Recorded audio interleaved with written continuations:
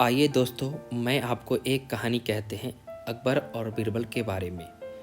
राज्य में सभी जानते थे कि बीरबल अकबर के प्रिय थे। अकबर बीरबल की बुद्धिमानता के साथ साथ उन्हें हाजिर जवाबी और मजाकिया स्वभाव भी बहुत भाता था। यह देखकर दरबार में कई दरबारी बीरबल से जलने लगे।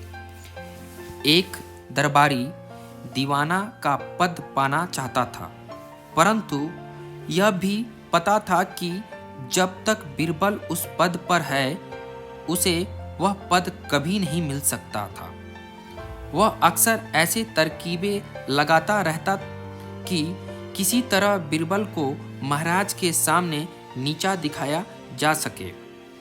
एक दिन जब अकबर भरे दरबार में बीरबल की तारीफ के पुल बांध रहे थे, तो उसी दरबारी से रहा नहीं गया। उसने अकबर से कहा, महाराज, आप हमेशा बीरबल की ही तरफदारी करते हैं।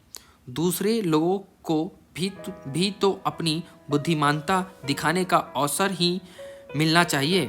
फिर उसने बीरबल के सामने एक चुनौती रखी। अगर आप मेरे इन 3 सवाल के जवाब दोगे तो मैं मान लूँगा कि आप सबसे बुद्धिमान हो।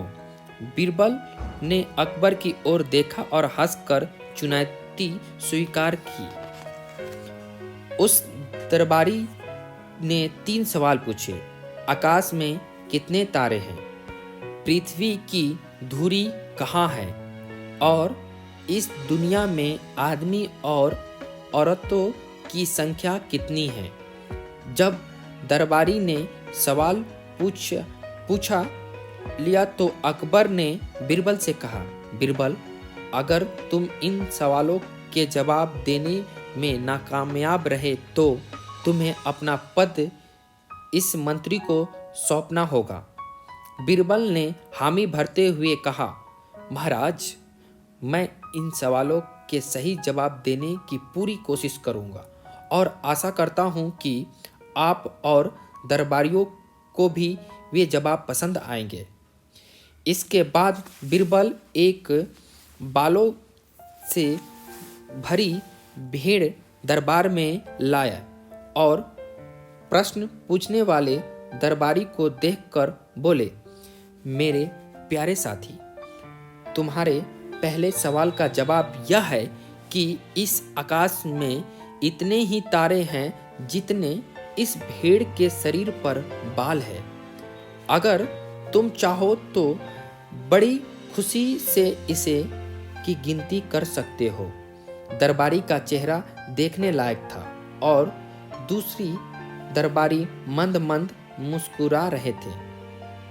बीरबल ने दूसरा सवाल का जवाब देने के लिए फर्श पर कोयले से कुछ लकीर खींची और उनके बीच लोहे की एक छड़ गाड़ कर बोला, दोस्त, यही पृथ्वी की धुरी है।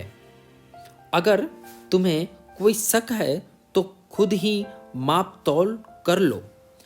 तीसरा सवाल के जवाब में उन्होंने कहा, इस दुनिया में आदमी और औरतों की सही गिनती नहीं की जा सकती, क्योंकि ऐसे बहुत सी जाति हैं जो ना तो औरत की गिनती में आती है और ना ही उन्हें आदमी की गिनती में रखा जा सकता है।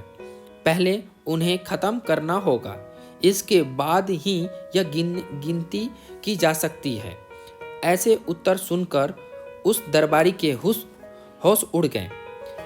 ऐसा कोई भी जवाब नहीं था जिसके बदले में वह कुछ बोल पाता। वह अपना सा मुंह लेकर रह गया। उसे मानना ही पड़ा कि बीरबल बुद्धिमानता के लिए उससे आगे है। इसके बाद उसने अपनी ओर से कभी बीरबल के मामले में दखल देने की कोशिश नहीं की। उसे मुंहतोड़ जवाब मिल गया था।